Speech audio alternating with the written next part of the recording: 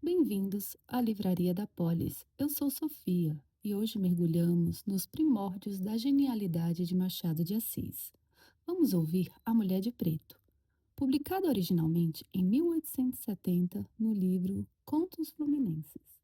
Nesta história, acompanhamos o jovem Estevão e a sua obsessão por uma figura misteriosa e elegante que caminhava sempre sobre o luto. Prepare-se para uma narrativa de paixões, ideais, mistérios e a fina ironia que começava a desenhar o mestre que conhecemos. A Mulher de Preto 1. A primeira vez que o Dr. Estevão Soares falou ao deputado Menezes foi no Teatro Lírico, no tempo da memorável luta entre linguistas e chartonistas. Um amigo comum os apresentou ao outro. No fim da noite, separaram-se oferecendo cada um deles os seus serviços e trocando os respectivos cartões de visita. Só 2 meses depois, encontraram-se outra vez. Estevão Soares teve de ir à casa de um ministro de Estado para saber de uns papéis relativos a um parente da província. E aí, encontrou o deputado Menezes, que acabava de ter uma conferência política. Houve sincero prazer em ambos encontrando-se pela segunda vez, e Menezes arrancou de Estevão a promessa de que iria à casa dele daí a poucos dias. O ministro depressa despachou o jovem médico. Chegando ao corredor, Estevão foi surpreendido com uma tremenda batega d'água, que neste momento caía e começava a alagar a rua. O rapaz olhou a um e a outro lado a ver se passava algum veículo vazio, mas procurou inutilmente. Todos que passavam iam ocupados. Apenas à porta estava um cupê vazio à espera de alguém, que o rapaz supôs ser o deputado. Daí alguns minutos, desce com efeito o representante da nação e admirou-se de ver o médico ainda à porta. Que quer? Disse-lhe Estevão. A chuva impediu-me de sair aqui. Fiquei a ver se passava um tílburi. É natural que não passe, e nesse caso, ofereço-lhe um lugar no meu cupê. Venha. Perdão, mas é um incômodo. Ora, incômodo, é um prazer. Vou deixá-lo em casa. Onde mora? Rua da Misericórdia, número. Bem, suba. Estevão hesitou um pouco, mas não podia deixar de subir sem ofender o digno homem que de tão boa vontade lhe fazia um obséquio. Subiram. Mas em vez de mandar o cocheiro para a Rua da Misericórdia, o deputado gritou: João, para casa! E entrou. Estevão olhou para ele admirado. Já sei, disse-lhe Menezes. Admire-se de ver que faltei à minha palavra. Mas eu desejo apenas que fique conhecendo a minha casa a fim de lá voltar quanto antes. O cupê rolava já pela rua fora, debaixo de uma chuva torrencial. Menezes foi o primeiro que rompeu o silêncio de alguns minutos, dizendo ao jovem amigo: Espero que o romance da nossa amizade não termine no primeiro capítulo. Estevão, que já reparava nas maneiras solícitas do deputado, ficou inteiramente pasmado quando lhe ouviu falar no romance da amizade. A razão era simples. O amigo que os havia apresentado no teatro lírico disse no dia seguinte: Menezes é um misantropo, é um séptico. Não crê em nada, nem estima ninguém. Na política, como na sociedade, faz um papel puramente negativo. Esta era a impressão com que Estevão, apesar da simpatia que o arrastava, falou a segunda vez a Menezes, e admirava-se de tudo, das maneiras, das palavras e do tom de afeto que elas pareciam revelar. A linguagem do deputado, o jovem médico respondeu com igual franqueza. Por que acabaremos no primeiro capítulo? Perguntou ele. Um amigo não é coisa que se despreze. Acolhe-se como um presente dos deuses. Dos deuses, disse Menezes rindo. Já vejo que é pagão. Alguma coisa, é verdade, mas no bom sentido, respondeu Estevão rindo também. Minha vida assemelha-se um pouco à de Ulisses. Tem ao menos uma Ítaca, sua pátria, e uma Penélope, sua esposa. Nenhuma nem outra. Então, entender-nos-emos para o outro lado. Dizendo isto, o deputado voltou a cara para o outro lado, vendo a chuva que caía na vidraça da portinhola. Decorreram 2 ou 3 minutos, durante os quais Estevão teve tempo de contemplar a seu gosto o companheiro de viagem. Menezes voltou e encontrou em novo assunto. Quando o cupê entrou na rua do Lavradio, Menezes disse ao médico: Moro nesta rua, estamos perto de casa. Promete-me que há de vir ver-me algumas vezes? Amanhã mesmo. Bem, como vai a sua clínica? Apenas começo, disse Estevão. Trabalho pouco, mas espero fazer alguma coisa. O seu companheiro, na noite em que Mu apresentou, disse-me que o senhor é moço de muito merecimento. Tenho vontade de fazer alguma coisa. Daí a 10 minutos parava o cupê à porta de uma casa na rua do Lavradio. Apearam-se os dois e subiram. Menezes mostrou a Estevão o seu gabinete de trabalho, onde havia duas longas estantes de livros. É a minha família, disse o deputado mostrando os livros. História, filosofia, poesia e alguns livros de política. Aqui estudo e trabalho. Quando cá vier, é aqui que eu hei de receber. Estevão prometeu voltar no dia seguinte e deu para entrar no cupê que esperava por ele e que o levou à Rua da Misericórdia. Entrando em casa, Estevão dizia consigo: Onde está a misantropia daquele homem? As maneiras de misantropo são mais rudes do que a dele. Salve-se ele, mais feliz do que Diógenes, achou em mim o homem que procurava. 2. Estevão era o tipo do rapaz sério. Tinha talento, ambição e vontade de saber. Três armas poderosas nas mãos de um homem que tinha consciência de si. Desde os 16 anos, a sua vida foi um estudo constante. Aturado e profundo, destinado ao curso médico, Estevão entrou na academia um pouco forçado. Não queria desobedecer ao pai. A sua vocação era toda para as matemáticas. Que importa? Disse ele ao saber da resolução paterna. Estudarei a medicina e a matemática. Com efeito, teve tempo para uma e para outra. Teve tempo ainda para estudar a literatura. E as principais obras da antiguidade e contemporâneas eram-lhe tão familiares como os tratados de operações e de higiene. Para estudar tanto, foi-lhe preciso sacrificar uma parte da saúde. Estevão, aos 24 anos, adquirira uma magreza que não era a dos 16. Tinha a tez pálida e a cabeça pendia-lhe um pouco para a frente pelo longo hábito da leitura. Mas esses vestígios de uma longa aplicação intelectual não lhe alteraram a regularidade e harmonia das feições. Nem os olhos perderam nos livros o brilho e a expressão. Era, além disso, naturalmente elegante. Não digo enfeitado, que é uma coisa diferente. Era elegante nas maneiras, na atitude, no sorriso, no trajo, tudo mesclado de uma certa severidade que era o cunho do seu caráter. Podia-se notar-lhe muitas infrações ao código da moda. Ninguém podia dizer que ele faltasse nunca às boas regras de um gentleman.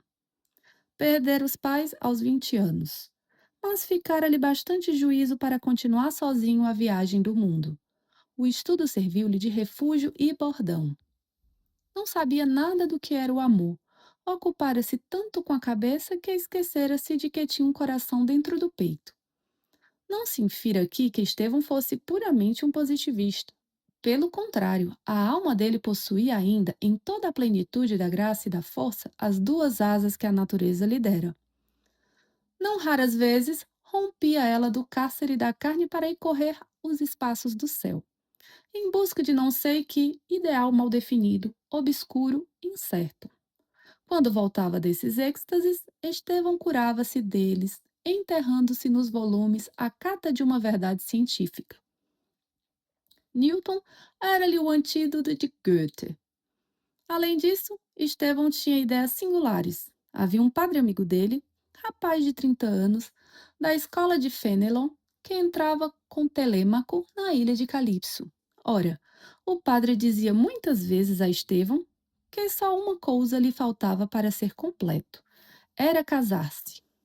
Quando você tiver, dizia-lhe, uma mulher amada e amante ao pé de si, será um homem feliz e completo. Dividirá então o tempo entre as duas coisas mais elevadas que a natureza deu ao homem, a inteligência e o coração. Nesse dia, eu mesmo quero casá-lo.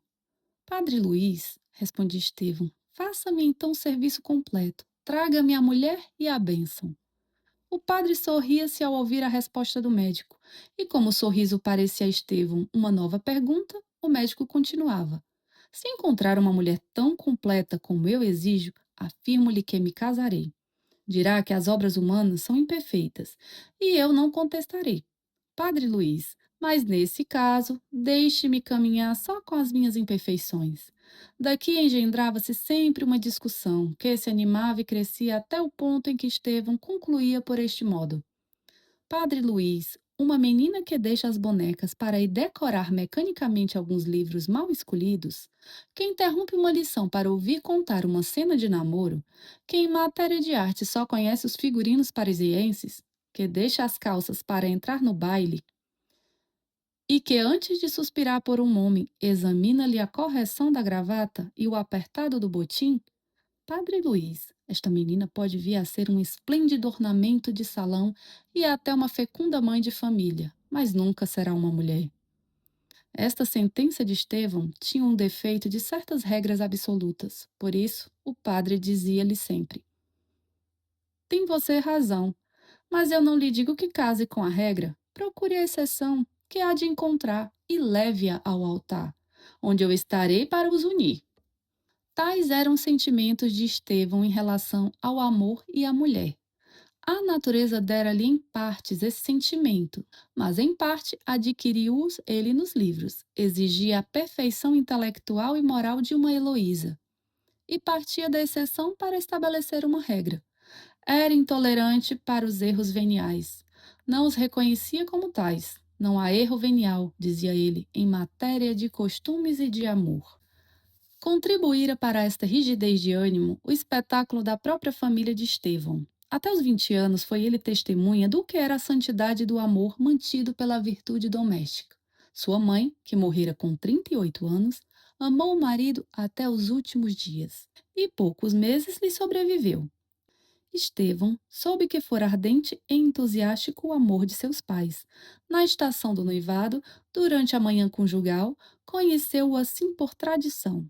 Mas na tarde conjugal, a que ele assistiu, viu o amor calmo, solícito e confiante, cheio de dedicação e respeito, praticado como um culto, sem recriminações nem pesares, e tão profundo como no primeiro dia. Os pais de Estevão morreram amados e felizes na tranquila serenidade do dever. No ânimo de Estevão, o amor que funda a família devia ser aquilo, ou não seria nada. Era justiça. Mas a intolerância de Estevão começava na convicção que ele tinha de que com a dele morrera a última família, e fora com ela a derradeira tradição do amor. Que era preciso para derrubar todo esse sistema, ainda que momentâneo. Uma coisa pequeníssima, um sorriso e 2 olhos. Mas como esses 2 olhos não apareciam, Estevão entregava-se na maior parte do tempo aos seus estudos científicos, empregando as horas vagas em algumas distrações que o não prendiam por muito tempo. Morava só. Tinha um escravo da mesma idade que ele e cria da casa do pai, mais irmãos do que escravo, na dedicação e no afeto. Recebia alguns amigos a quem visitava de quando em quando, entre os quais incluímos o jovem padre Luiz, a quem Estevão chamava Platão de Sotaina. Naturalmente bom e afetuoso, generoso e cavalheiresco, sem ódios nem rancores, entusiasta por todas as coisas boas e verdadeiras, tal era o doutor Estevão Soares, aos 24 anos de idade. Do seu retrato físico já dissemos alguma coisa. Bastará acrescentar que tinha uma bela cabeça, coberto de bastos cabelos castanhos, 2 olhos da mesma cor, vivos e observadores. A palidez do rosto fazia realçar o bigode naturalmente encaracolado. Era alto e tinha mãos admiráveis. 3. Estevão Soares visitou Menezes no dia seguinte. O deputado esperava-o e recebeu-o como se fosse um amigo velho. Estevão marcara a hora da visita, que impossibilitava a presença de Menezes na Câmara, mas o deputado importou-se pouco com isso. Não foi à Câmara, mas teve a delicadeza de o não dizer a Estevão. Menezes estava no gabinete quando o criado anunciou-lhe a chegada do médico. Foi recebê-lo à porta. Pontual como um rei, disse-lhe alegremente. Era dever, lembro-lhe que não me esqueci. E agradeço-lhe. Sentaram-se os dois. Agradeço-lhe, porque eu receava sobretudo que me houvesse compreendido mal, e que os impulsos da minha simpatia não merecessem da sua parte nenhuma consideração. Estevão ia protestar. Perdão, continuou Menezes, bem vejo que me enganei e é por isso que lhe agradeço. Eu não sou rapaz, tenho 47 anos e, para a sua idade, as relações de um homem como eu já não têm valor. A velhice, quando é respeitável, deve ser respeitada e amada quando é amável. Mas Vossa Excelentíssima não é velho. Tem os cabelos apenas grisalhos. Pode-se dizer que está na segunda mocidade. Parece-lhe isso. Parece e é. Seja como for, disse Menezes, a verdade é que podemos ser amigos. Quantos anos tem? 24. Olhe lá, podia ser meu filho. Tem seus pais vivos? Morreram há 4 anos. Lembrava-me haver dito que era solteiro. É verdade. De maneira que os seus cuidados são todos para a ciência? É a minha esposa. Sim, a sua esposa intelectual. Mas essa não basta a um homem como o senhor. Enfim, isso é com o tempo. Está ainda moço. Durante este diálogo, Estevão contemplava e observava Menezes, em cujo rosto batia a claridade que entrava por uma das janelas. Era uma cabeça severa, cheia de cabelos já grisalhos, que lhe caíam em gracioso desalinho. Tinha os olhos negros e um pouco amortecidos. Adivinhava-se, porém, que deviam ter sido vivos e ardentes. As suíças, também grisalhas, eram como as de Lord Palmerston, segundo dizem as gravuras. Não tinha rugas de velhice, tinha uma ruga na testa, entre as sobrancelhas, indício de concentração de espírito, e não vestígio do tempo. A testa era alta, o queixo e as maçãs do rosto um pouco salientes. Adivinhava-se que devia ter sido formoso no tempo da primeira mocidade. E antevia-se já uma velhice imponente e augusta. Sorria de quando em quando. E o sorriso, embora aquele rosto não fosse de um ancião, produzia uma impressão singular. Parecia um raio de lua no meio de uma velha ruína. É que o sorriso era amável, mas não era alegre. Todo aquele conjunto impressionava e atraía. Estevão sentia-se cada vez mais arrastado para aquele homem que o procurava e lhe estendia a mão. A conversa continuou no tom afetuoso com que começara. A primeira entrevista da amizade é o oposto da primeira entrevista do amor. Neste, a mudez é a grande eloquência. Naquela, inspira-se e ganha-se a confiança, pela exposição franca dos sentimentos e das ideias. Não se falou de política. Estevão aludiu de passagem às funções de Menezes, mas foi um verdadeiro incidente a que o deputado não prestou atenção. No fim de uma hora, Estevão levantou-se para sair. Tinha de ir ver um doente. O motivo é sagrado, se não retinham. Mas eu voltarei outras vezes. Sem dúvida alguma, e eu irei vê-lo algumas vezes, se no fim de 15 dias não se aborrecer. Olhe, venha de tarde. Janta algumas vezes comigo. Depois da Câmara estou completamente livre. Estevão saiu prometendo tudo. Voltou lá, com efeito, e jantou 2 vezes com o deputado, que também visitou Estevão em casa. Foram ao teatro juntos, relacionaram-se intimamente com as famílias conhecidas. No fim de um mês, eram 2 amigos velhos. Tinham observado reciprocamente o caráter e os sentimentos. Menezes gostava de ver a seriedade do médico e o seu bom senso. Estimava-o com as suas intolerâncias, aplaudindo-lhe a generosa ambição que o dominava. Pela sua parte, o médico via em Menezes um homem que sabia ligar a austeridade dos anos à amabilidade de cavalheiro, modesto nas suas maneiras, instruído, sentimental. Da misantropia anunciada, não encontrou vestígios. É verdade que em algumas ocasiões Menezes parecia mais disposto a ouvir do que a falar. E então o olhar tornava-se-lhe sombrio e parado, como se em vez de ver os objetos exteriores estivesse contemplando a sua própria consciência. Mas eram rápidos esses momentos, e Menezes voltava logo aos seus modos habituais. Não é um misantropo, pensava então Estevão. Mas este homem tem um drama dentro de si. A observação de Estevão adquiriu certo caráter de verossimilhança, quando uma noite em que se achavam no teatro lírico, Estevão chamou a atenção de Menezes para uma mulher vestida de preto que se achava em um dos camarotes da primeira ordem. Não conheço aquela mulher, disse Estevão. Sabe quem é? Menezes olhou para o camarote indicado, contemplou a mulher por alguns instantes e respondeu: Não conheço. A conversa ficou aí, mas o médico reparou que a mulher duas vezes olhou para Menezes e este duas vezes para ela, encontrando-se os olhos de ambos. No fim do espetáculo, os dois amigos dirigiram-se pelo corredor do lado em que estivera a mulher de preto. Estevão teve apenas nova curiosidade, a curiosidade de artista. Quis vê-la de perto, mas a porta do camarote estava fechada. Teria já saído ou não? Era impossível sabê-lo. Menezes passou sem olhar. Ao chegarem ao patamar da escada que dá para o lado da Rua dos Ciganos, pararam os dois porque havia uma grande afluência de gente. Daí a pouco ouviu-se passo apressado. Menezes voltou o rosto e, dando o braço a Estevão, desceu imediatamente, apesar da dificuldade. Estevão compreendeu, mas nada viu. Pela sua parte, Menezes não deu sinal algum. Apenas se desembaraçam da multidão, o deputado encetou uma alegre conversa com o médico. Que efeito lhe faz? Perguntou ele, quando passa no meio de tantas damas elegantes, aquela confusão de sedas e de perfumes. Estevão respondeu distraidamente e Menezes continuou a conversa no mesmo estilo. Daí a 5 minutos, a aventura do teatro tinha-se-lhe varrido da memória. 4. Um dia Estevão Soares foi convidado para um baile em casa de um velho amigo de seu pai. A sociedade era luzida e numerosa. Estevão, embora vivesse muito arredado, achou ali um grande número de conhecidos. Não dançou.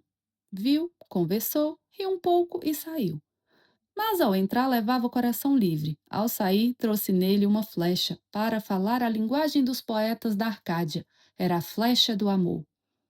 Do amor? A falar a verdade, não se pode dar este nome ao sentimento experimentado por Estevão. Não era ainda o amor, mas bem pode ser que viesse a sê-lo. Por enquanto, era um sentimento de fascinação doce e branda. Uma mulher que lá estava produzira nele a impressão que as fadas produziam nos príncipes errantes ou nas princesas perseguidas, segundo nos rezam os contos das velhas. A mulher em questão não era uma virgem, era uma viúva de 34 anos, bela como o dia, graciosa e terna. Estevão via pela primeira vez. Pelo menos não se lembrava daquelas feições. Conversou com ela durante meia hora e tão encantado ficou com as maneiras, a voz, a beleza de Madalena, que ao chegar à casa não pôde dormir. Como verdadeiro médico que era, sentia em si os sintomas dessa hipertrofia do coração que se chama amor e procurou combater a enfermidade nascente. Leu algumas páginas de matemáticas, isto é, percorreu-as com os olhos, porque apenas começava a ler, o espírito alheava do livro onde apenas ficavam os olhos. O espírito ia ter com a viúva. O cansaço foi mais feliz que Euclides. Sobre a madrugada, Estevão Soares adormeceu, mas sonhou com a viúva. Sonhou que a apertava em seus braços, que a cobria de beijos, que era seu esposo perante a igreja e perante a sociedade. Quando acordou e lembrou-se do sonho, Estevão sorriu. Casar-me, disse ele, era o que me faltava. Como poderia eu ser feliz com o espírito receoso e ambicioso que a natureza me deu? Acabemos com isto. Nunca mais verei aquela mulher e boa noite. Começou a vestir-se. Trouxeram-lhe o almoço. Estevão comeu rapidamente, porque era tarde e saiu para ir ver alguns doentes. Mas ao passar pela Rua do Conde, lembrou-se que Madalena lhe dissera morar ali. Mas onde? A viúva disse-lhe o número. O médico, porém, estava tão embebido em ouvi-la falar que não o decorou. Queria e não queria. Protestava esquecê-la e, contudo, daria o que se lhe pedisse para saber o número da casa naquele momento. Como ninguém podia dizer-lhe, o rapaz tomou partido de ir-se embora. No dia seguinte, porém, Teve o cuidado de passar 2 vezes pela Rua do Conde a ver se descobria a encantadora viúva. Não descobriu nada, mas quando ia tomar um tilbury e voltar para casa, encontrou o amigo de seu pai em cuja casa encontrara Madalena. Estevão já tinha pensado nele, mas imediatamente tirou dali o pensamento. Porque ir perguntar-lhe onde morava a viúva era uma coisa que podia traí-lo. Estevão já empregava o verbo trair. O homem em questão, depois de cumprimentar o médico e trocar com ele algumas palavras, disse-lhe que ia à casa de Madalena e despediu-se. Estevão estremeceu de satisfação. Acompanhou de longe o amigo e viu-o entrar em uma casa. É ali, pensou ele, e afastou-se rapidamente. Quando entrou em casa, achou uma carta para ele. A letra, que lhe era desconhecida, estava traçada com elegância e cuidado. A carta recendia de sândalo. O médico rompeu o lacre. A carta dizia assim: Amanhã toma-se chá em minha casa. Se quiser vir passar algumas horas conosco, dar-nos-á sumo prazer. Madalena C. Estevão leu e releu o bilhete. Teve ideia de levá-lo aos lábios, mas envergonhado diante de si, por uma ideia que lhe parecia de fraqueza, cheirou simplesmente o bilhete e meteu-o no bolso. Estevão era um pouco fatalista. Se eu não fosse àquele baile, não conhecia esta mulher, não andava agora com estes cuidados, e tinha conjurado uma desgraça ou uma felicidade, porque ambas as coisas podem nascer deste encontro fortuito. Que será? Eis-me na dúvida de Hamleto. Devo ir à casa dela? A cortesia pede que vá. Devo ir, mas irei encouraçado contra tudo. É preciso romper com estas ideias e continuar a vida tranquila que tenho tido. Estava nisto quando Menezes lhe entrou por casa. Vinha buscá-lo para jantar. Estevão saiu com o deputado. Em caminho, fez-lhe perguntas curiosas. Por exemplo, acredita no destino, meu amigo? Pensa que há um Deus do bem e um Deus do mal, em um conflito travado sobre a vida do homem? O destino é a vontade, respondia Menezes. Cada homem faz o seu destino. Mas, enfim, nós temos pressentimentos. Às vezes adivinhamos acontecimentos em que não tomamos parte. Não lhe parece que é um Deus benfazejo que nos lo segreda? Fala como um pagão. Eu não creio em nada disso. Creio que tenho o estômago vazio e o que melhor podemos fazer é jantar aqui mesmo no Hotel de Europa, em vez de ir à Rua do Lavradio. Subiram ao Hotel de Europa. Ali havia vários deputados que conversavam de política, e os quais se reuniram a Menezes. Estevão ouvia e respondia, sem esquecer nunca a viúva, a carta e o sândalo. Assim, pois, davam-se contrastes singulares entre a conversa geral e o pensamento de Estevão. Dizia, por exemplo, um deputado: o governo é reator, as províncias não podem mais suportá-lo. Os princípios estão todos preteridos. Na minha província foram demitidos alguns subdelegados pela circunstância única de serem meus parentes. Meu cunhado, que era diretor das rendas, foi posto fora do lugar. E este deu-a a um peralta contraparente dos Valadares. Eu confesso que vou romper amanhã a oposição. Estevão olhava para o deputado, mas no interior estava dizendo isto. Com efeito, Madalena é bela. É admiravelmente bela. Tem uns olhos de matar. Os cabelos são lindíssimos. Tudo nela é fascinador. Se pudesse ser minha mulher, eu seria feliz. Mas quem sabe? Contudo, sinto que vou amá-la. Já é irresistível. É preciso amá-la. E ela? Que quer dizer aquele convite? Amar-me-á? Estevão embebedera-se tanto nesta contemplação ideal que, acontecendo perguntar-lhe um deputado se não achava a situação negra e carrancuda, Estevão, entregue ao seu pensamento, respondeu: É lindíssima. Hã? Disse o deputado. Vejo que o senhor é ministerialista. Estevão sorriu, mas Menezes franziu o sobrolho. Compreendera tudo. 5. Quando saíram, o deputado disse ao médico: Meu amigo, você é desleal comigo. Por quê? Perguntou Estevão, meio sério e meio risonho, não considerando a observação do deputado. Sim, continuou Menezes, você esconde-me um segredo. Eu? É verdade, e um segredo de amor. Ah, disse Estevão, por que me diz isso? Reparei há pouco que, ao passo que os mais conversavam em política, você pensava em uma mulher. E mulher lindíssima. Estevão compreendeu que estava descoberto. Não negou. É verdade, pensava em uma mulher. E eu serei o último a saber? Mas saber o quê? Não há amor, não há nada. Encontrei uma mulher que me impressionou e ainda agora me preocupa. Mas é bem possível que não passe disto. Aí está. É um capítulo interrompido, um romance que fica na primeira página. Eu lhe digo, há de me ser difícil amar. Por quê? Eu sei, custa-me a crer no amor. Menezes olhou fixamente para Estevão, sorriu, abanou a cabeça e disse: Olhe, deixa a descrença para os que já sofreram as decepções. O senhor está moço, não conhece ainda nada desse sentimento. Na sua idade, ninguém é séptico. Demais, se a mulher é bonita, eu aposto que daqui a pouco há de dizer-me o contrário. Pode ser, respondeu Estevão, e ao mesmo tempo entrou a pensar nas palavras de Menezes, palavras que ele comparava ao episódio do teatro lírico.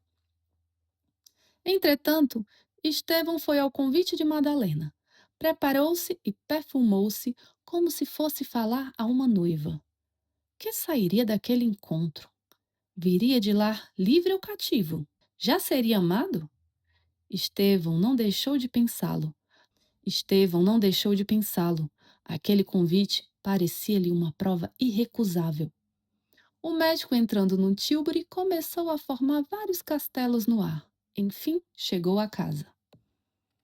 Madalena estava na sala acompanhada de um filho, ninguém mais. Eram 9h30. Viria eu cedo demais? Perguntou ele à dona da casa. O senhor nunca veio cedo. Estevão inclinou-se. Madalena continuou. Se me acha só, é porque, tendo enfermado um pouco, mandei desavisar as poucas pessoas que eu havia convidado. Ah, mas eu não recebi. Naturalmente, eu não lhe mandei dizer nada. Era a primeira vez que eu convidava. Não queria por modo algum arredar de casa um homem tão distinto. Estas palavras de Madalena não valiam cousa alguma, nem mesmo como desculpa, porque a desculpa é fraquíssima. Estevão compreendeu logo que havia algum motivo oculto. Seria o amor? Estevão pensou que era e doeu-se, porque, apesar de tudo, sonhara uma paixão mais reservada e menos precipitada. Não queria, embora lhe agradasse, ser objeto daquela preferência. E mais do que tudo, achava-se embaraçadíssimo diante de uma mulher a quem começava a amar e que talvez o amasse. Que lhe diria? Era a primeira vez que o médico achava-se em tais apuros. Há toda razão para supor que Estevão, naquele momento, preferia estar 100 léguas distantes e, contudo, longe que estivesse, pensaria nela. Madalena era excessivamente bela, embora mostrasse no rosto sinais de longo sofrimento. Era alta, cheia, tinha um belíssimo colo, magníficos braços, olhos castanhos e grandes. Boca feita para ninho de amores. Naquele momento, trajava um vestido preto. A cor preta ia-lhe muito bem. Estevão contemplava aquela figura com amor e adoração. Ouvia falar e sentia-se encantado e dominado por um sentimento que não podia explicar. Era um misto de amor e de receio. Madalena mostrou-se delicada e solícita. Falou no merecimento do rapaz e na sua nascente reputação, e instou com ele para que fosse algumas vezes visitá-la. Às 10h30, serviu-se o chá na sala. Estevão conservou-se lá até às 11h. Chegando à rua, o médico estava completamente namorado. Madalena tinha-o atado no seu carro, e o pobre rapaz nem vontade tinha de quebrar o jugo. Caminhando para casa, ia ele formando projetos. Via-se casado com ela, amado e amante, causando inveja a todos, e mais que tudo feliz no seu interior. Quando chegou à casa, lembrou-se de escrever uma carta que mandaria no dia seguinte a Menezes. Escreveu 5 e rasgou-as todas. Afinal, redigiu um simples bilhete nestes termos: Meu amigo, você tem razão. Na minha idade, cresce. Eu creio e amo. Nunca o pensei, mas é verdade. Amo. Quer saber a quem? Hei de apresentá-la em casa dela. Há de achá-la bonita. Se o é. A carta dizia muitas coisas mais, era tudo, porém uma glosa do mesmo mote. Estevão voltou à casa de Madalena e as suas visitas começaram a ser regulares e assíduas. A viúva usava para com ele de tanta solicitude que não era possível duvidar do sentimento que a dirigia. Pelo menos Estevão assim o pensava, achava-se quase sempre só e deliciava-se em ouvi-la. A intimidade começou a estabelecer-se. Logo na segunda visita, Estevão falou-lhe em Menezes, pedindo licença para apresentá-lo. A viúva disse que teria muito prazer em receber amigos de Estevão, mas pedia-lhe que adiasse a apresentação. Todos os pedidos e todas as razões de Madalena eram dignas para o médico. Não disse mais nada. Como era natural, ao passo que as visitas à viúva eram mais assíduas, as visitas ao amigo eram mais raras. Menezes não se queixou, compreendeu e disse-o ao rapaz. Não se desculpe, acrescentou o deputado. É natural. A amizade deve ceder o passo ao amor. O que eu quero é que seja feliz. Um dia Estevão pediu ao amigo que lhe contasse o motivo que eu tinha feito descrer do amor. E se algum grande infortúnio lhe havia acontecido. Nada me aconteceu, disse Menezes. Mas ao mesmo tempo, compreendendo que o médico merecia-lhe toda a confiança e podia não acreditá-lo absolutamente, disse: Por que negá-lo? Sim, aconteceu-me um grande infortúnio. Amei também, mas não encontrei no amor as doçuras e a dignidade do sentimento. Enfim, é um drama íntimo de que não quero falar. Limite-se a pateá-lo. 7. Quando quiser que eu lhe apresente o meu amigo Menezes, dizia Estevão uma noite à viúva Madalena. Ah, é verdade, um dia destes. Vejo que o senhor é amigo dele. Somos amigos íntimos. Verdadeiros? Verdadeiros. Madalena sorriu e, como estava brincando com os cabelos do filho, deu-lhe um beijo na testa. A criança riu alegremente e abraçou a mãe. A ideia de vir a ser pai honorário do pequeno apresentou-se ao espírito de Estevão. Contemplou-o, chamou por ele, acariciou-o e deu-lhe um beijo no mesmo lugar em que pousaram os lábios de Madalena. Estevão tocava piano e às vezes executava algum pedaço de música a pedido de Madalena. Nessas e outras distrações, lá passavam as horas. O amor não adiantava um passo. Podiam ser ambos duas crateras prestes a arrebentar a lava, mas até então não davam o menor sinal de si. Esta situação incomodava o rapaz, acanhava-o e fazia-o sofrer. Mas quando ele pensava em dar um ataque decisivo, era exatamente quando se mostrava mais cobarde e poltrão. Era o primeiro amor do rapaz. Ele nem conhecia as palavras próprias desse sentimento. Um dia, resolveu escrever à viúva. É melhor, pensava ele. Uma carta é eloquente e tem a grande vantagem de deixar a gente longe. Entrou para o gabinete e começou uma carta. Gastou nisso 1 hora. Cada frase ocupava-lhe muito tempo. Estevão queria fugir à hipótese de ser classificado como um tolo ou como sensual. Queria que a carta não respirasse sentimentos frívolos nem maus.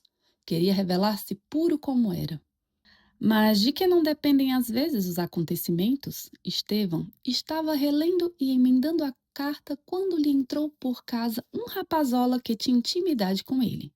Chamava-se Oliveira e passava por ser o primeiro janota do Rio de Janeiro. Entrou com um rolo de papel na mão. Estevão escondeu rapidamente a carta. Adeus, Estevão, disse o recém-chegado. Estavas escrevendo algum libelo ou carta de namoro? Nenhuma nem outra, respondeu Estevão secamente. Dou-te uma notícia. Que é? Entrei na literatura. Ah, é verdade. Venho ler-te a primeira comédia. Deus me livre, disse Estevão levantando-se. Hás de ouvir, meu amigo, ao menos algumas cenas. Dá-se-á acaso que não me protejas nas letras? Anda cá, ao menos duas cenas. Sim, é pouca coisa. Estevão sentou-se. O dramaturgo continuou. Talvez prefiras ouvir a minha tragédia intitulada O Punhal de Bruto. Não, não, prefiro a comédia. É menos sanguinária. Vamos lá. O Oliveira abriu o rolo, arranjou as folhas, tossiu e começou a ler o que se segue com voz pausada e fanhosa. Cena 1. César, entrando pela direita. João, pela esquerda. César. Fechada. A sinhá já se levantou? João. Já sim, senhor, mas está incomodada. César. O que tem? João. Tem. Está incomodada. César. Já sei. Consigo. Os incômodos de costume. A João. Qual é então o remédio hoje? João. O remédio? Depois de uma pausa. Não sei. César. Está bom, vai-te. Cena 2. César Freitas, pela direita. César. Bom dia, senhor procurador. Freitas. De causas perdidas. Só me ocupo em procurar as perdidas. Procurar o que se não perdeu é tolice. A minha constituinte? César. Disse-me o João que está incomodada. Freitas. Mesmo para Vossa Senhoria? César, sentando-se. Mesmo para mim. Por que me olha com esse olhar? Tem inveja? Freitas. Não é inveja, é admiração. De ordinário ninguém corresponde ao nome que recebeu na pia, mas o senhor César, benza o Deus, não desmente que traz um nome significativo. E trata de ser nas páginas amorosas o que foi outros nas batalhas campais. César.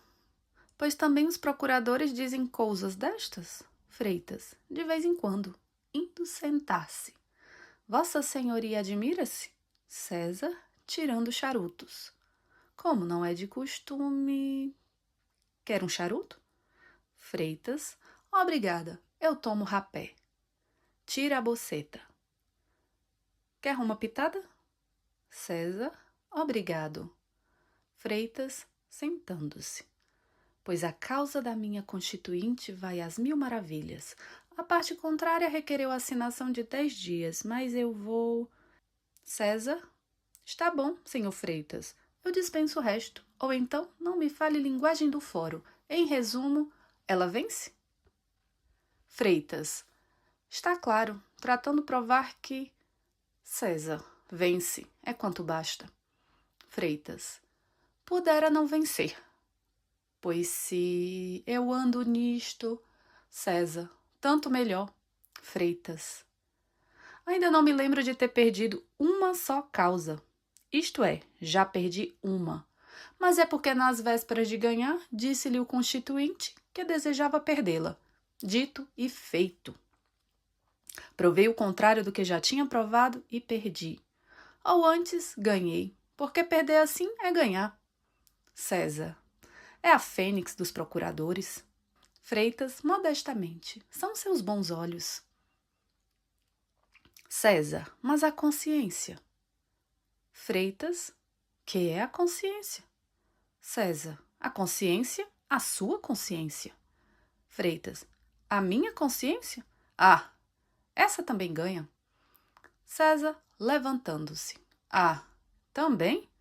Freitas, o mesmo. Tem Vossa Senhoria alguma demandazinha? César, não tenho. Mas quando tiver, fique descansado, vou bater à sua porta. Freitas, sempre às ordens Vossa Senhoria. 8. Estevão interrompeu violentamente a leitura, o que desgostou bastante ao poeta Novel. O pobre candidato às musas mal pôde balbuciar uma súplica. Estevão mostrou-se surdo, e o mais que lhe concedeu foi ficar com a comédia para lê-la depois. Oliveira contentou-se com isso, mas não se retirou sem recitar-lhe de cor uma fala do protagonista da tragédia, em versos duros e compridos, dando-lhe por quebra uma estrofe de uma poesia lírica no estilo do Jeans de Victor Hugo. Enfim saiu. Entretanto, havia passado o tempo. Estevão releu a carta e quis ainda mandá-la, mas a interrupção do poeta fora proveitosa. Relendo a carta, Estevão achou-a fria e nula. A linguagem era ardente, mas não lhe correspondia ao fogo do coração. É inútil, disse ele, rasgando a carta em pedaços. A língua humana há de ser sempre impotente para exprimir certos afetos da alma. Tudo aquilo era frio e indiferente do que sinto. Estou condenado a não dizer nada ou a dizer mal. Ao pé dela não tenho forças. Sinto-me fraco. Estevão parou diante da janela que dava para a rua, no momento em que passava um antigo colega dele, com a mulher de braço, a mulher que era bonita, e com quem se casara um mês antes. Os dois iam alegres e felizes. Estevão contemplou aquele quadro com adoração e tristeza. O casamento já não era para ele aquele impossível de que falava quando tinha ideias e não sentimentos. Agora era uma aventura realizável. O casal que passara dera-lhe nova força. É preciso acabar com isso, dizia ele. Eu não posso deixar de ir àquela mulher e dizer-lhe que a amo, que a adoro, que desejo ser seu marido. Ela amar-me-á, se já não ama. Sim, ama-me. E começou a vestir-se. Quando calçava as luvas e lançava um olhar para o relógio, o criado trouxe-lhe uma carta. Era de Madalena. Espero, meu caro doutor, que não deixe de vir hoje. Esperei-o ontem em vão. Desejo falar-lhe. Estevão acabou de ler este bilhete na escada, com tal pressa de si e tal urgência tinha de achar-se em casa da viúva. O que ele não queria era perder aquele assomo de coragem. Partiu. Quando chegou à casa de Madalena, achava-se esta à janela. Recebeu-o com a acostumada afabilidade. Estevão desculpou-se como pôde por não ter podido vir na véspera, acrescentando que só com desgosto do seu coração havia faltado. Que melhor ocasião do que era essa para lançar a bomba de uma declaração franca e apaixonada? Estevão hesitou alguns segundos, mas tomando ânimo, ia continuar o período quando a viúva lhe disse: estava ansiosa por vê-lo para comunicar-lhe uma coisa de certa importância, e que só um homem de honra, como o senhor, se pode confiar. Estevão empalideceu. Sabe onde foi que eu vi pela primeira vez? No baile de... Não, foi antes disso. Foi no Teatro Lírico. Ah, lá o vi com seu amigo Menezes. Fomos algumas vezes lá. Madalena entrou então em uma longa exposição que o rapaz ouviu sem pestanejar, mas pálido e agitado por comoções íntimas. As últimas palavras da viúva foram estas: bem vês, senhor, coisas destas, só uma grande alma pode ouvi-las. As pequenas não as compreendem. Se lhe mereça alguma coisa, e se esta confiança pode ser paga com benefício, peço-lhe que faça o que ele pedi. O médico passou a mão pelos olhos e apenas murmurou: mas, neste momento, entrava na sala o filhinho de Madalena. A viúva levantou-se e trouxe-o pela mão até o lugar onde se achava Estevão Soares. Se não por mim, disse ela, ao menos por esta criança inocente. A criança, sem nada compreender, atirou-se aos braços de Estevão. O moço deu-lhe um beijo na testa e disse para a viúva: se hesitei, não foi porque duvidasse do que a senhora acaba de contar-me. Foi porque a missão é espinhosa, mas prometo que hei de cumpri-la. 9. Estevão saiu da casa da viúva agitado por diversos sentimentos, com passo trêmulo e a vista turva. A conversa com a viúva foi um longo combate. A última promessa foi um golpe decisivo e mortal. Estevão saía dali como um homem que acabava de matar as suas esperanças em flor. Caminhava ao acaso, precisava de ar e queria meter-se em um quarto sombrio. Quisera ao mesmo tempo estar solitário e no meio de imensa multidão. No caminho, encontrou Oliveira, o poeta novel. Lembrou-se que a leitura da comédia impedira a remessa da carta e, portanto, poupou-lhe um tristíssimo desengano. Estevão involuntariamente abraçou o poeta com toda a efusão da alma. Oliveira correspondeu ao abraço e, quando pôde desligar-se do médico, disse-lhe: Obrigada, meu amigo. Estas manifestações são muito honrosas para mim. Sempre te conheci como um perfeito juiz literário. E a prova que acabas de dar-me é uma consolação e uma animação. Consola-me do que tenho sofrido. Anima-me para novos cometimentos. Se Torquato Tasso, diante desta ameaça de discurso e, sobretudo, vendo a interpretação do seu abraço, Estevão resolveu-se a continuar caminhando, abandonando o poeta. Adeus, tenho pressa. Adeus, obrigado. Estevão chegou à casa e atirou-se à cama. Ninguém o soube nunca, só as paredes do quarto foram testemunhas. Mas a verdade é que Estevão chorou, lágrimas amargas. Enfim, que lhe dissera a Madalena e que exigira dele. A viúva não era viúva, era mulher de Menezes. Viera do norte meses antes do marido, que só veio como deputado. Menezes, que a amava doudamente e que era amado com igual delírio, acusava-a de infidelidade. Uma carta e um retrato eram os indícios. Ela negou, mas explicou-se mal. O marido separou-se e mudou-se para o Rio de Janeiro. Madalena aceitou a situação com resignação e coragem. Não murmurou nem pediu, cumpriu a ordem do marido. Todavia, Madalena não era criminosa. O seu crime era uma aparência e estava condenada por fidelidade de honra. A carta e o retrato não lhe pertenciam. Eram apenas um depósito imprudente e fatal. Madalena podia dizer tudo, mas era trair uma promessa. Não quis. Preferiu que a tempestade doméstica caísse unicamente sobre ela. Agora, porém, a necessidade do segredo expirara. Madalena recebeu do norte uma carta em que a amiga, no leito de morte, pedia que inutilizasse a carta e o retrato ou os restituísse ao homem que lhes dera. Esta carta era uma justificação. Madalena podia mandar a carta ao marido ou pedir-lhe uma entrevista, mas receava tudo.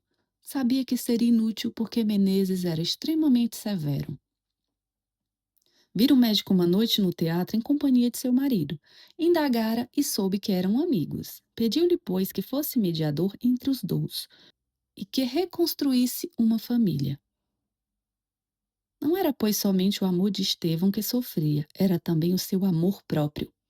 Estevão facilmente compreendeu que não fora atraído àquela casa para outra coisa. É verdade que a carta só chegara na véspera. Mas a carta apenas vinha apressar a resolução. Naturalmente, Madalena pedia-lhe, sem haver carta, algum serviço análogo àquele.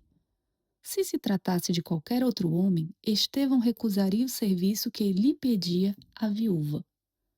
Mas tratava-se do seu amigo, de um homem a quem ele devia estima e serviços de amizade. Aceitou, pois, a cruel missão. Cumpra-se o destino, disse ele. Hei de ir lançar a mulher que amo aos braços de outro. E por desgraça maior, em vez de gozar com este restabelecimento de concórdia doméstica, vejo-me na dura situação de amar a mulher do meu amigo, isto é, de fugir para longe. Estevão não saiu mais de casa nesse dia. Quis escrever ao deputado contando-lhe tudo, mas pensou que o melhor era falar-lhe de viva voz. Embora lhe custasse mais, era de mais efeito para o desempenho da sua promessa. Adiou, porém, para o dia seguinte, ou antes, para o mesmo dia, porque a noite não lhe interrompeu o tempo, visto que Estevão não dormiu um minuto sequer. 10. Levantou-se da cama o pobre namorado sem ter conseguido dormir. Vinha nascendo o sol. Quis ler os jornais e pediu-os. Já os ia pondo de lado por haver acabado de ler, quando repentinamente viu seu nome impresso no Jornal do Comércio. Era um artigo a pedido com o título de Uma Obra-Prima. Dizia o artigo: Temos o prazer de anunciar ao país o próximo aparecimento de uma excelente comédia, estreia de um jovem literato fluminense, de nome Antônio Carlos de Oliveira. Este robusto talento, por muito tempo incógnito, vai enfim entrar nos mares da publicidade. e para isso procurou logo ensaiar-se em uma obra de certo vulto. Consta-nos que o autor, solicitado por seus numerosos amigos, leu há dias a comédia em casa do senhor Dr. Estevão Soares, diante de um luzido auditório, que aplaudiu muito e profetizou no senhor Oliveira um futuro Shakespeare. O senhor Dr. Estevão Soares levou a sua amabilidade a ponto de pedir a comédia para ler segunda vez. E ontem, ao encontrar-se na rua com o senhor Oliveira, de tal entusiasmo vinha possuído que o abraçou estreitamente, com grande pasmo dos numerosos transeuntes. Da parte de um juiz tão competente em matérias literárias, este ato é honroso para o senhor Oliveira. Estamos ansiosos por ler a peça do senhor Oliveira e ficamos certos de que ela fará fortuna de qualquer teatro. O amigo das letras. Estevão, apesar dos sentimentos que o agitavam então, enfureceu-se com o artigo que acabava de ler. Não havia dúvida que o autor dele era o próprio autor da comédia. O abraço da véspera fora mal interpretado, e o poetastro aproveitava-o em seu favor. Se ao menos não falasse no nome de Estevão, este poderia desculpar a vaidadezinha do escritor, mas o nome ali estava como cúmplice da obra. Pondo de lado o Jornal do Comércio, Estevão lembrou-se de protestar e ia já escrever um artigo quando recebeu uma cartinha de Oliveira. Dizia a carta: Meu Estevão, lembrou-se um amigo meu de escrever alguma coisa a propósito da minha peça. Expliquei-lhe como se dera a leitura em tua casa e disse-lhe como é que, apesar de vivo desejo que tinhas de ouvir lê-la, interrompeste-me para ir cuidar de um doente. Apesar de tudo isto, o meu referido amigo contou hoje no Jornal do Comércio a história, alterando um pouco a verdade. Desculpa-o. É a linguagem da amizade e da benevolência. Ontem entrei para casa tão orgulhoso com teu abraço que escrevi uma ode, e assim manifestou-se em mim a veia lírica, depois da cômica e da trágica. Aí te mando um rascunho, se não prestar, rasga. A carta tinha, por engano, a data da véspera. A ode era muito comprida. Estevão nem a leu, atirou-a para um canto. A ode começava assim: Sai do teu monte, ó musa, vem inspirar a lira do poeta. Enche de luz a minha fronte ousada e mandemo-nos aos evos. Nas asas de uma estrofe ingente e altíssona, do caro amigo o animado abraço. Não canto os altos feitos de Aquiles, nem traduzo os sons tremendos dos rufos marciais enchendo os campos. Outro assunto me inspira. Não canto a espada que dá morte e campa, canto o abraço que dá vida e glória. 11. Como havia prometido, Estevão foi logo procurar o deputado Menezes. Em vez de ir ao fim, quis antes sondá-lo a respeito do seu passado. Era a primeira vez que o moço tocava em tal. Menezes não desconfiou, estranhou, mas tal confiança tinha nele que não recusou nada. Sempre imaginei, dissera-lhe Estevão, que há na sua vida um drama. É talvez engano meu, mas a verdade é que ainda não perdi a ideia. Há, com efeito, um drama, mas um drama pateado. Não sorria, é assim. Que supõe então? Não suponho nada. Imagino que pede dramas a um homem político? Por que não? Eu lhe digo, sou político e não sou. Não entrei na vida política por vocação. Entrei como se entra em uma sepultura, para dormir melhor. Porque eu fiz? A razão é o drama de que me fala. Uma mulher? Talvez. Sim, uma mulher. Talvez mesmo. Disse Estevão, procurando sorrir. Talvez uma esposa. Menezes estremeceu e olhou para o amigo, espantado e desconfiado. Quem lhe o disse? Pergunto. Uma esposa, sim. Mas não lhe direi mais nada. É a primeira pessoa que ouve tanta coisa de mim. Deixemos o passado que morreu. Parce sepultis. Conforme, disse Estevão. E se eu pertencer a uma seita filosófica que pretende ressuscitar os mortos, mesmo quando é um passado? As suas palavras, Ou querem dizer muito, ou nada. Qual é a sua intenção?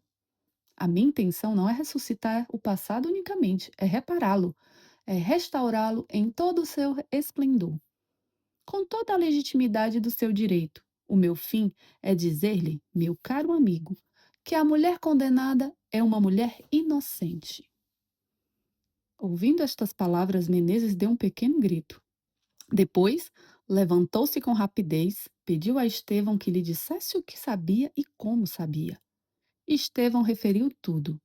Quando concluiu sua narração, o deputado abanou a cabeça com aquele último sintoma de incredulidade, que é um eco das grandes catástrofes domésticas. Mas Estevão ia armado contra as objeções do marido. Protestou energicamente pela defesa da mulher. Instou pelo cumprimento do dever. A última resposta de Menezes foi esta: Meu caro Estevão, a mulher de César nem deve ser suspeitada. Acredito em tudo, mas o que está feito, está feito. O princípio é cruel, meu amigo. É fatal. Estevão saiu. Ficando só, Menezes caiu em profunda meditação. Ele acreditava em tudo e amava a mulher, mas não acreditava que os belos dias pudessem voltar. Recusando, pensava ele, era ficar no túmulo em que tivera tão brando sono. Estevão, porém, não desanimou. Quando entrou em casa, escreveu uma longa carta ao deputado, exortando-o a que restaurasse a família um momento separada e desfeita. Estevão era eloquente. O coração de Menezes com pouco se contentava. Enfim, nesta missão diplomática, o médico ouve-se com suprema habilidade. No fim de alguns dias, dissipava-se a nuvem do passado e o casal reunira-se. Como? Madalena soube das disposições de Menezes e recebeu o anúncio de uma visita de seu marido. Quando o deputado preparava-se para sair, vieram dizer-lhe que uma senhora o procurava. A senhora era Madalena. Menezes nem quis abraçá-la, ajoelhou-se-lhe aos pés. Tudo estava esquecido. Quiseram celebrar a reconciliação e Estevão foi convidado para lá passar o dia em companhia dos seus amigos, que lhe deviam a felicidade. Estevão não foi, mas no dia seguinte, Menezes recebeu este bilhete. Desculpe, meu amigo, se não vou despedir-me pessoalmente. Sou obrigado a partir repentinamente para Minas. Voltarei daqui a alguns meses. Estimo que sejam felizes e espero que não se esqueçam de mim. Menezes foi apressadamente à casa de Estevão e ainda o achou preparando as malas. Achou singular a viagem e mais singular o bilhete, mas o médico não revelou por modo nenhum o verdadeiro motivo da sua partida. Quando Menezes voltou, comunicou à mulher as suas impressões e perguntou se ela compreendia aquilo. Não, respondeu Madalena, mas tinha compreendido, enfim. Nobre alma, disse ela consigo. Nada disse ao marido. Nisso, mostrava-se esposa solícita pela tranquilidade conjugal, mas mostrava-se sobretudo mulher.